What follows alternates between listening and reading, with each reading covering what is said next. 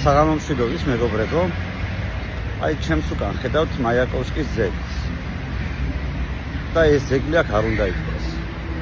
მაიაკოვსკი დიდი პოეტი იყო. მაგრამ ამ ადგილას უნდა ამოდიოდეს მეტრო. მეტრო, რომელიც მოდის დიდუბიდან.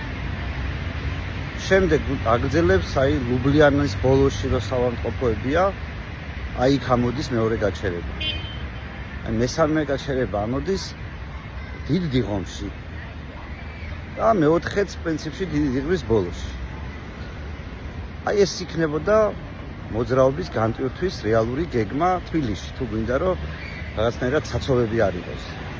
და არა ვთქვათ აი ჩემ წირო დგას ახლა ის 18 მეტრიანი ავტობუსი, რომელიც უბრალოდ პრობლემის მოგვარებასთან არაფერს შუაში არ არის. ქალაქის მერიის პრიორიტეტი უნდა იყოს მიმართული იმისკენ, რომ აქ გაიხაროს მეტრო,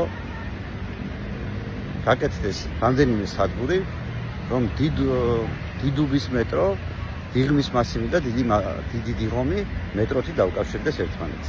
მადლობა ყურადღებისთვის.